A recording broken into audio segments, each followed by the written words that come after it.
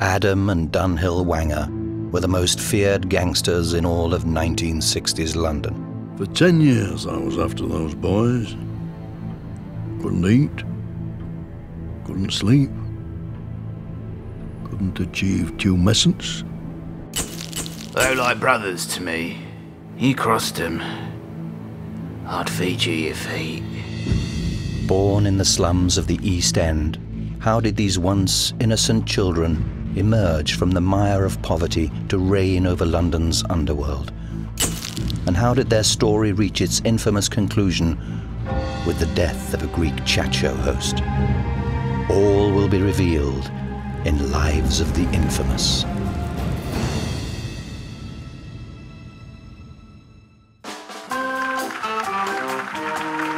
The Wangers' early life was a litany of hiccups.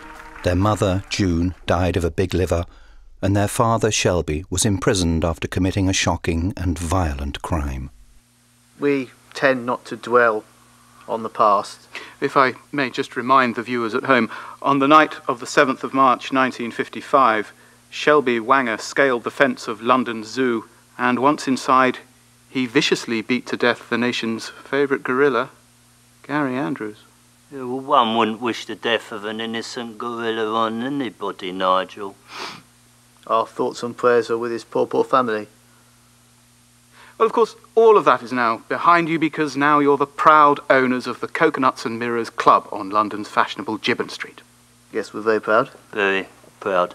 Swinging London, 1964. A cocktail of mods and rockers, mop-tops and flip-flops.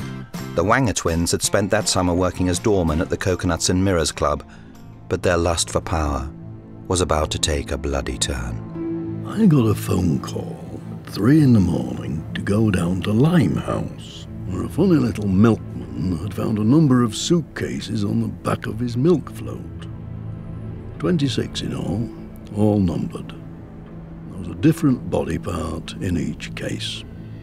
The proprietor of the Coconuts and Mirrors Club was Harry Chest, a portly fellow who enjoyed the company of men, particularly Colombian sprinters. Shortly after hiring Adam and Dunhill, he disappeared.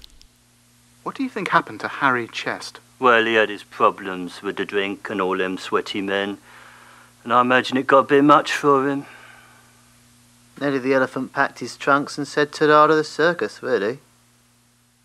Once we'd put the body back together, slice by slice by slice, we were able to identify it as being the body of one Harry Chest. The day after Christmas Day, Boxing Day, 1964, the Wangers were arrested on suspicion of murder. However, a cast-iron alibi placed them in the middle of the maze at Hampton Court. They was in Hampton Court all day. Then they had dinner in Kew. Lamb. Just because they were round Henry VIII all day doesn't mean a thing.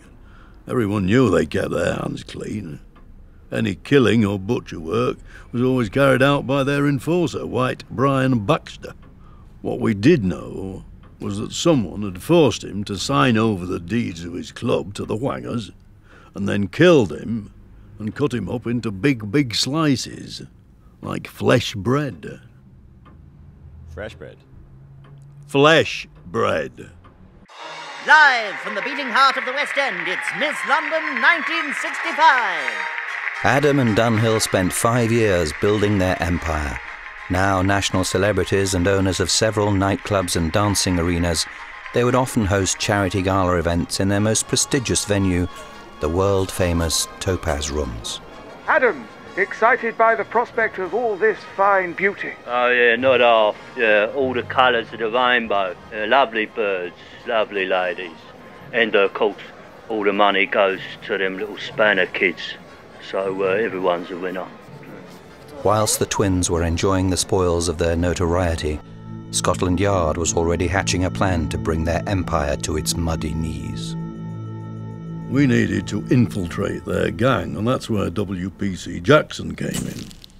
We knew that Adam Wanger had a fancy for a particular type, and she ticked all his boxes. Also, she was the only one on my team who didn't have a face like a pit bull sucking piss through a straw. our 3 bewitching finalists. It's a tricky job for the judges. Question is, are you a leg man or a breast man? Tuck in, boys. I'll carve. Now, her safety was of the utmost importance. We went to great lengths to create a new identity for Debbie Jackson. And there she is, the winner of Miss London 1965, Ms. Debbie Jackson. With her crown, a cheque for £200, and a new device for cooking Chinese cuisine called a wok. All the taste of the jungle in one handy pan. Adam Wanger took the bait like a sparrow pecking at a fat ball in my garden. All we had to do was sit back and wait for the goods to come in. And the goods did come. They came and came, in torrents. Posing as Adam's girlfriend, WPC Jackson was able to infiltrate the Wangers' inner circle. Oh, he was family, there was never outsiders. I smelled a rat in me bathroom, but what was me gonna do? Eventually, WPC Debbie Jackson smacked the jackpot. Late one night, drunk on boozy cake and booze, Adam Wanger revealed the truth about Harry Chest. It was the breakthrough Scotland Yard had been waiting for. White Brian Baxter had killed Harry Chest, and Dunhill Wanger had given the order. It was time to pounce. Tell me about the night you were arrested. I went to see the new Dane Daggers film, Games of Hair. It was dark, packed. I sat down at the back, and next thing I know, the whole place turns into a sea of black tits. Black tits? Yeah, helmets. Place was full of old Bill. They'd sprung me. Baxter refused to finger the Wangers, so we had the monkey bang to rights, but were no closer to the organ donors. WPC Debbie Jackson was entered into a witness protection program and relocated to a town in Morocco called Marrakesh. We believe her to be this woman, selling baskets of batteries in Jamar El Fanar, which is open from Monday to Thursday, but closed Fridays because of religion. She now goes by the name of Hebby Haction. When I got nicked and Debbie grasped, the boys lost it. Big time. Next week on Lives of the Infamous, the Wangers' ignominious fall. I'll never be the same again. You'll never be the same again. Rise. I'm planning on releasing a solo album. And fall again. Just what is it you don't understand about flesh bread?